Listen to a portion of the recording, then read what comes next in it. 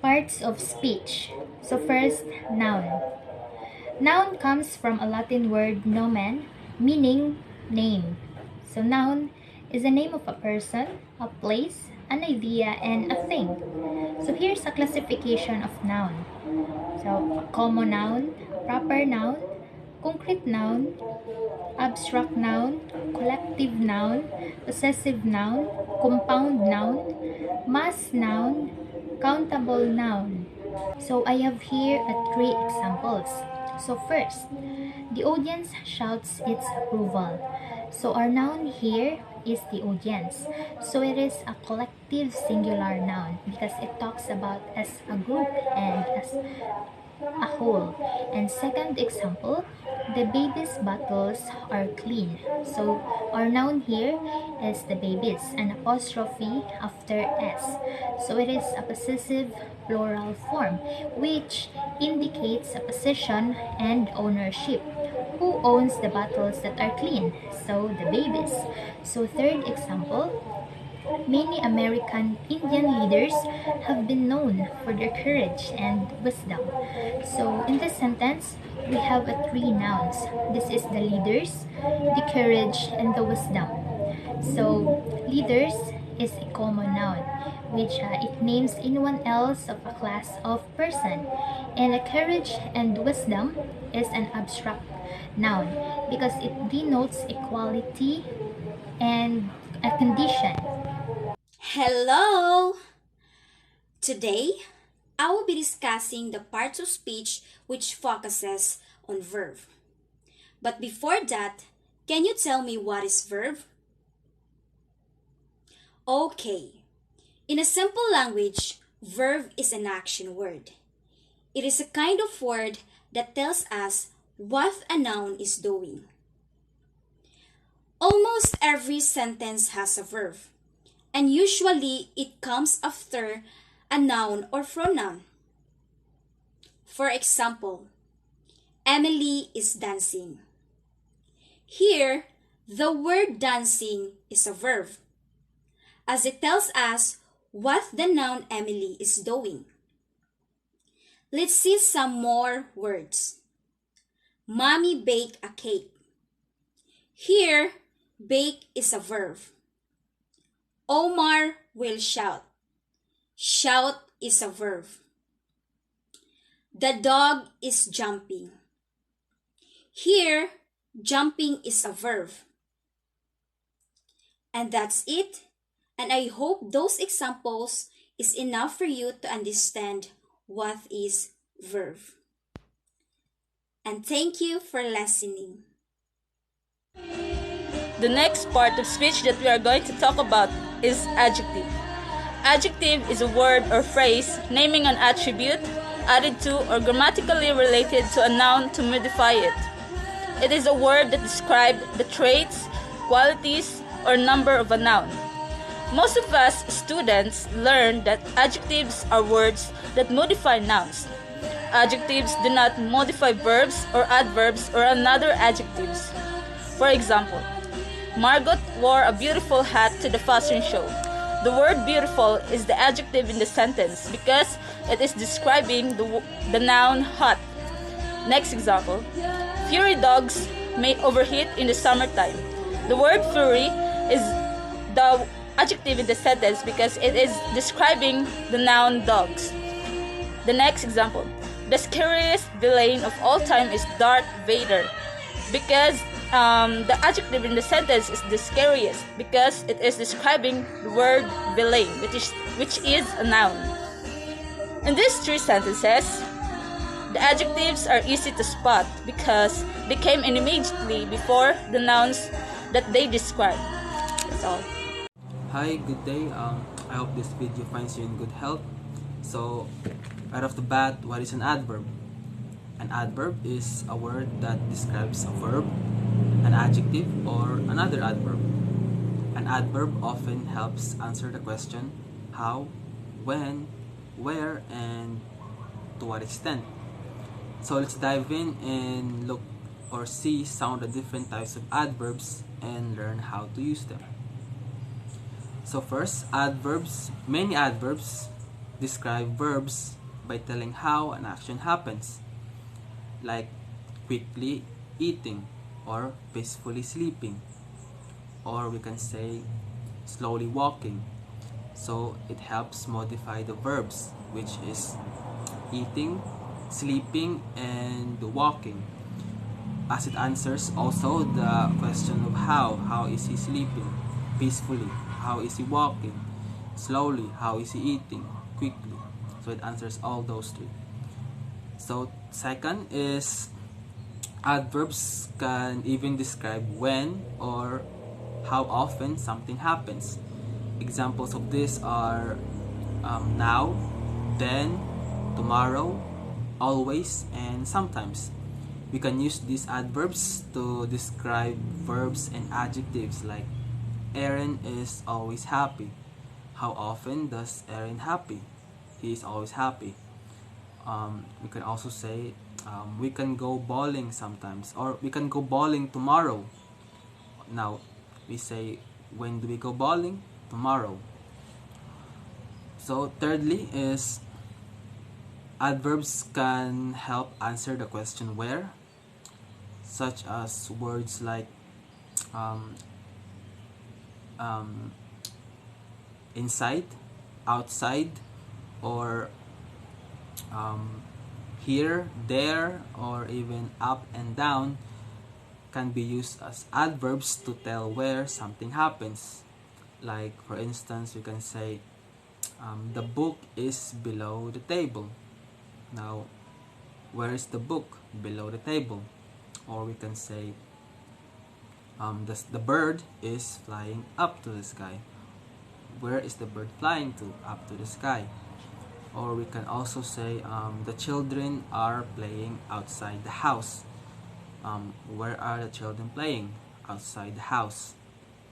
And lastly, we can adverbs that can answer to what extent. These adverbs are barely, almost, very, and extremely. We can use these adverbs to describe verbs like, let's say for example, Kana is barely eating her food. So the adverb here is barely, and it helps modify the verb here, which is eating. So Kana is barely eating her food. Or so they can also modify the adjectives like, let's say for example, extremely cold. The weather is extremely cold. So the adjective here is cold, and the adverb is extremely, so it helps modify the adjective, which is cold. Or we can also or they can also describe other adverbs, like we can say very quickly or very slowly. We can also say extremely fast. So yeah, that's one of the few examples of those kind of adverbs. To summarize, adverbs are words we use to describe verbs, adjectives, and other adverbs.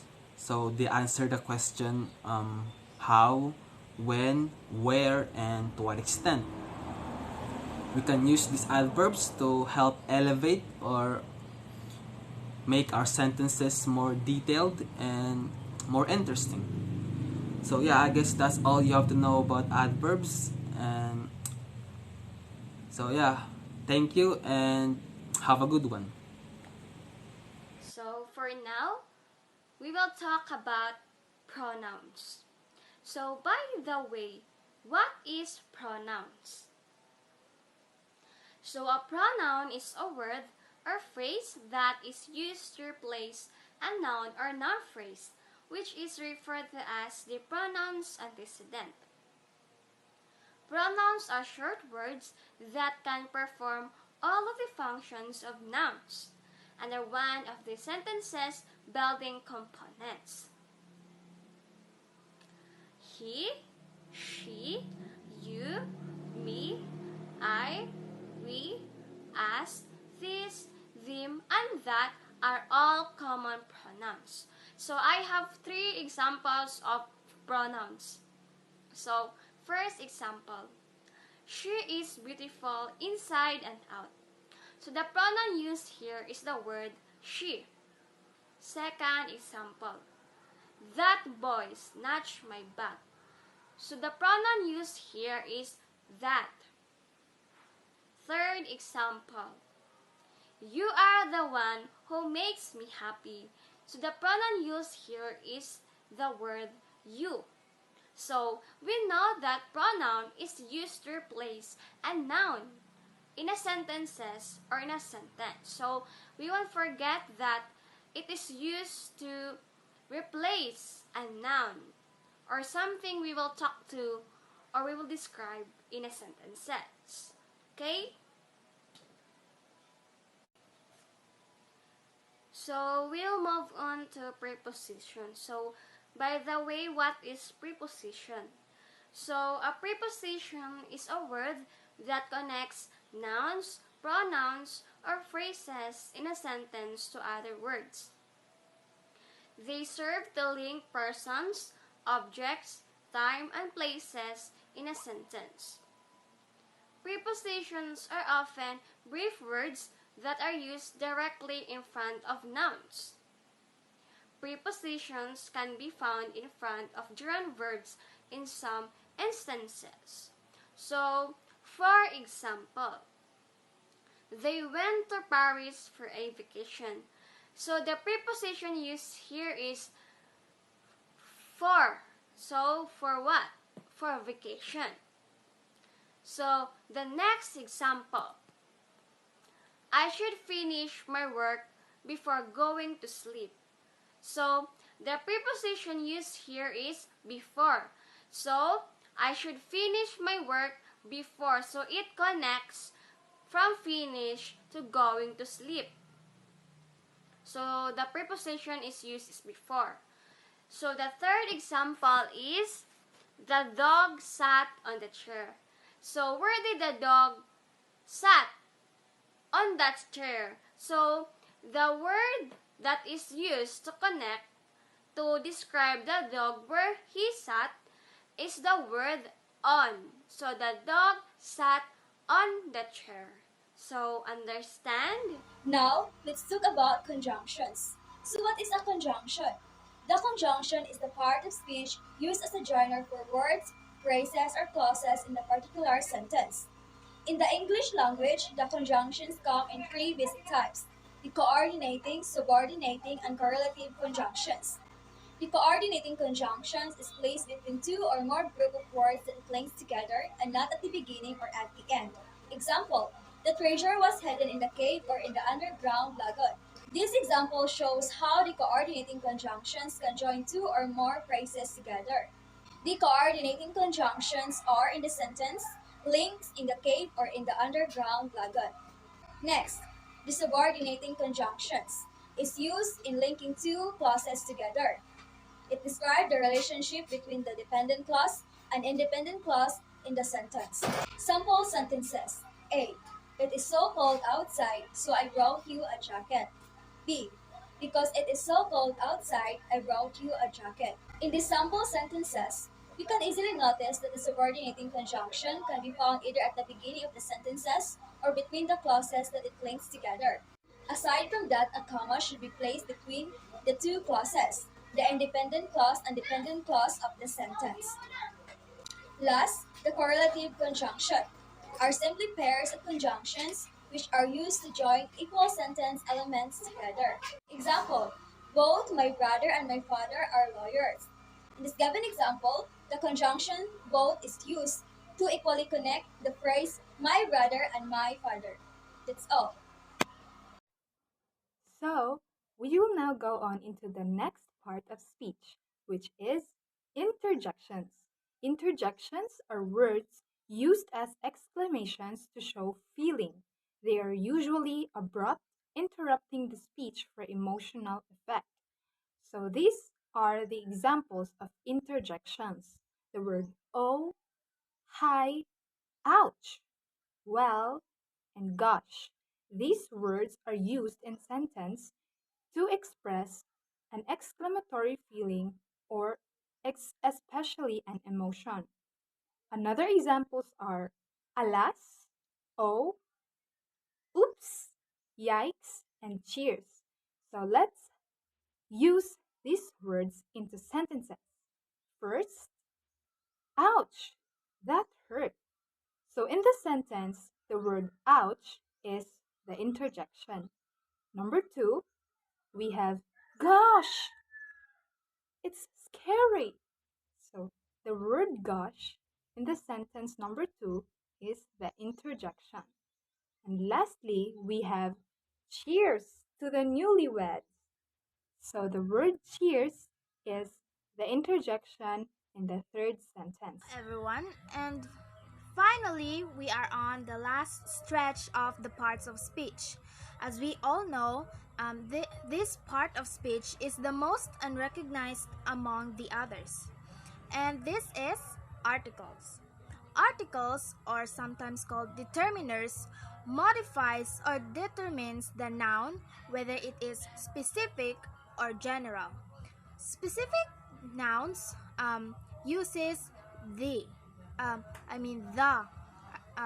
article the, while general nouns uses the articles a and an. So,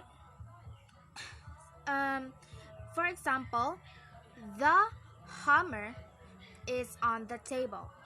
The hammer in the hammer specifies that the hammer is specifies one hammer, which is on the table. The hammer on the table.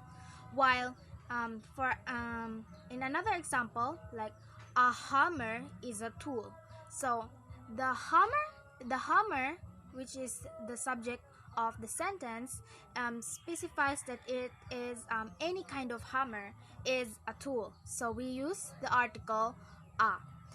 And articles also has two types, which is the definite and the indefinite articles. So definite articles are articles that modifies specific nouns. So definite articles uses the article the, which specifies one specific idea or object or any noun. So the other type of article is the indefinite article, which specifies the general nouns. So it uses the articles a and an, like a hammer, or an